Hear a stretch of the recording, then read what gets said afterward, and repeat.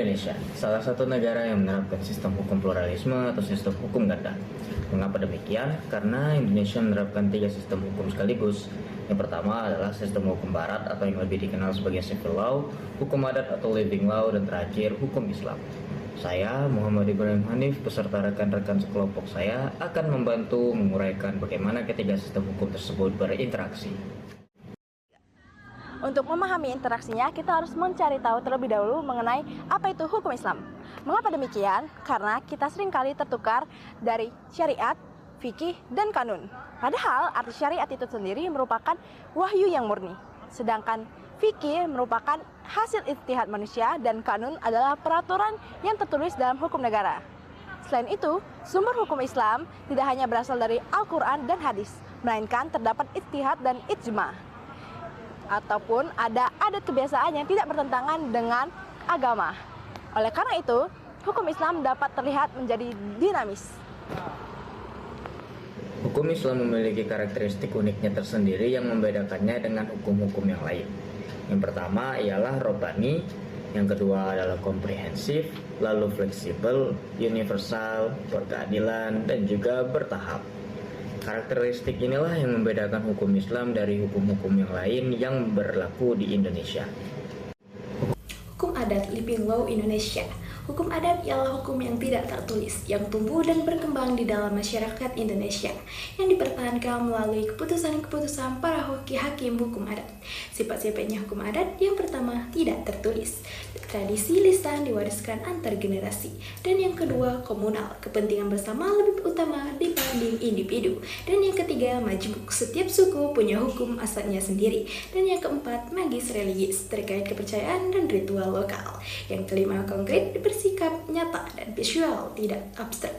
Dan yang keenam, dinamis, berkembang sesuai perubahan masyarakat.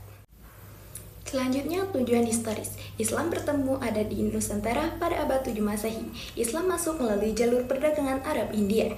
Abad ke-13 sampai 16 Masehi, Samudra Pasai Damak, Goa. 1602 sampai 1942, kolonial Belanda teori resepsi digunakan melemahkan hukum Islam. 1945, kemerdekaan perdebatan piagam Jakarta dan dasar negara. Dan terdapat juga beberapa pola akulturasi hukum Islam. Adat berdaerah yang pertama, adat Minangkabau, adat Birandi, syarak-syarak Birandi, Kisabullah. Maris adat matrilineal perkawinan mengikuti Islam. Yang kedua, Aceh, hukum adat dan Islam identik kunun Aceh terapan hukum dinaya Islam. Ketiga, Jawa, sentralisme, Hindu-Buddha, abangan dan Islam waris. Islam berdampingan dengan adat Jawa. Dan yang keempat, Bugis Makassar. Islam bagian dari identitas perkawinan diatur ketat oleh adat dan syariah sekaligus. Setelah merdeka, para pemikir hukum kita seperti Profesor Hadzairin melawan habis-habisan. Beliau menyebut teori resepti sebagai teori iblis. Hadzairin mencetuskan teori receptio a contrario yang menyatakan bahwa hukum adatlah yang seharusnya tunduk pada hukum Islam bagi orang Muslim. Disempurnakan lagi oleh teori eksistensi yang menyatakan bahwa hukum Islam ada dalam hukum nasional dalam bentuk mandiri sebagai bagian dari adat maupun sebagai sumber hukum nasional. Namun, harmoninya terusik ketika Belanda datang. Belanda sadar bahwa kekuatan perlawanan terbesar berada pada umat Islam. Maka, Slok memperkenalkan teori resepti yang isinya hukum Islam baru bisa berlaku jika sudah diterima oleh hukum adat dengan tujuan membatasi ruang gerak hukum Islam dan menjauhkan umatnya dari agamanya untuk kepentingan politik kolonial. Baiklah, saya di sini akan menjelaskan mengenai perbandingan hukum Islam dan hukum adat. Di sini saya akan menjelaskan dari aspek sumber, sifat, cakupan, sanksi, waris, dan perkawinan. Baiklah, yang pertama saya akan membandingkan dari segi sumber. Sumber hukum Islam yang yakni terdiri dari Al-Quran, hadis, dan ijtihad. Sedangkan hukum adat yakni dari kebiasaan turun-temurun. Sedangkan dari sifatnya, hukum Islam yaitu bersifat tertulis dan tidak tertulis. Sedangkan hukum adat yang umumnya tidak tertulis atau kita bisa sebut living law. Dan juga dari segi cakupan, kalau hukum Islam yaitu universal, seluruh umat Islam. Kalau hukum adat yaitu lokal berbeda antara suku atau daerah. Sedangkan dari segi sanksi, kalau hukum Islam yaitu religius atau dosa dan duniawi atau hudud, dan juga hukum adat yakni sosial kemasyarakatan, dan juga dari segi waris, hukum Islam itu bilateral atau faraid atau Al-Quran. Sedangkan hukum adat itu yaitu beragam, yakni beragam itu ada matrilineal, patrilinear, dan bilateral. Dan juga dari segi perkawinan, hukum Islam itu terdiri dari wali, sanksi, mahar, ijab dan kabul. Sedangkan hukum adat yakni terdiri dari lamaran adat, mas kawin lokal. Baiklah, saya di sini akan menjelaskan mengenai sejarah kedudukan hukum Islam dalam tata hukum Indonesia. Yang pertama yaitu dari masa kerajaan Islam abad 13 sampai 17 Masehi, yang dimana hukum Islam sebagai hukum publik kerajaan yakni qadi sebagai hakim resmi. Dan juga pada masa kolonial Belanda 1602 sampai 1942 adanya teori resepsi melemahkan posisi hukum Islam, dan juga adanya kewenangan pengadilan agama dikurangi. Dan juga pada masa kemerdekaan 1945 sampai 1965 adanya Piagam Jakarta dan Indonesia negara Pancasila bukan sekuler. Dan juga pada masa Orde Baru 1966 sampai 1998 adanya Undang-Undang Nomor 1/1974 dan juga adanya Undang-Undang Pengadilan Agama Nomor 7/1989 dan juga adanya kompilasi hukum Islam 1991 dan juga di masa reformasi 1998 adanya Perda Syariah, Undang-Undang Perbankan Syariah, Undang-Undang Wakaf, dan perluasan kewenangan pengadilan agama. Indonesia secara konstitusional tidak dinyatakan sebagai negara Islam. Lalu bagaimana hukum Islam berlaku di Indonesia? Ada namanya teori syahadat atau teori kredo, di mana ketika seseorang mengucapkan 2 kalimat syahadat, maka wajib baginya menaati hukum Islam. Teori ini sama dengan teori otoritas hukum oleh H.A.R. Gibb, di mana ia menyatakan jika seseorang mengakui Islam sebagai agamanya, maka ia secara tidak langsung mengakui otoritas Islam di atas dirinya. Dengan kata lain, tunduk atas ajaran Islam.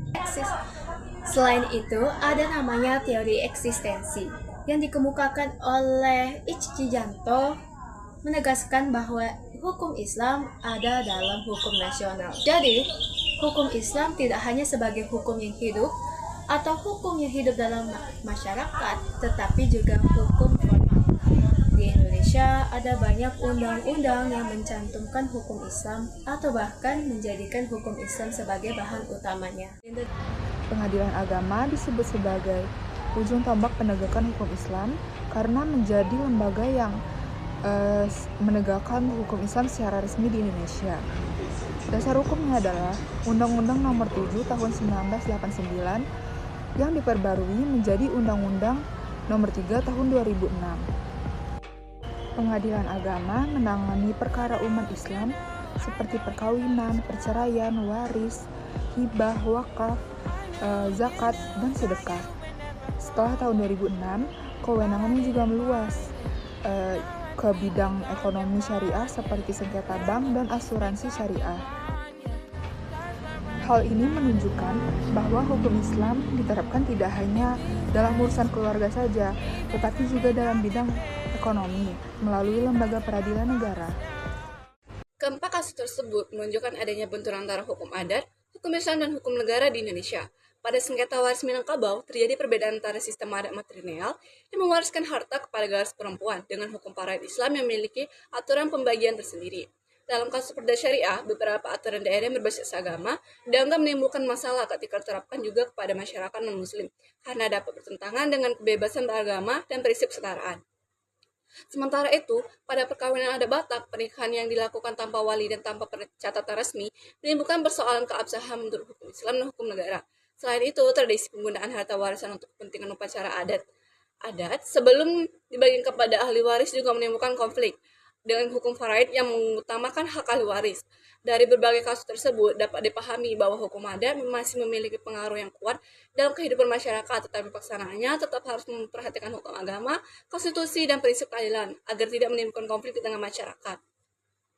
Dalam menyelesaikan konflik antara hukum adat, hukum Islam dan hukum negara ini yaitu diperlukan musyawarah serta sikap saling menghormati agar tercapai keadilan bagi semua pihak. Masyarakat juga perlu memahami bahwa adat dapat tetap dijalankan selama tidak bertentangan dengan aturan agama dan konstitusi negara. Selain itu, setiap persoalan seperti warisan, perkawinan maupun peraturan daerah sebaiknya diselesaikan dengan dasar hukum yang jelas, dicatat secara resmi, dan mengutamakan hak asasi serta toleransi antar masyarakat. Hukum di Indonesia terbentuk melalui perpaduan antara hukum adat, hukum Islam, dan hukum Barat yang berkembang sejak masa koloni hingga setelah kemerdekaan. Posisi hukum Islam mengalami perubahan melalui berbagai teori, mulai dari teori recepti in complexu, receptio, dan receptio a contrario, yang dipengaruhi oleh kondisi politik dan ideologi pada masanya. Dalam sistem hukum nasional, hukum Islam diakui sebagai salah satu sumber hukum dan diformalkan melalui berbagai peraturan seperti perkawinan, zakat, wakaf, dan ekonomi syariah. Nah, penerapannya dijalankan terutama melalui peradilan agama yang terus berkembang mulai dari urusan keluarga hingga sengketa ekonomi syariah. Terima kasih telah menyaksikan video dari kami. Sampai jumpa di video berikutnya.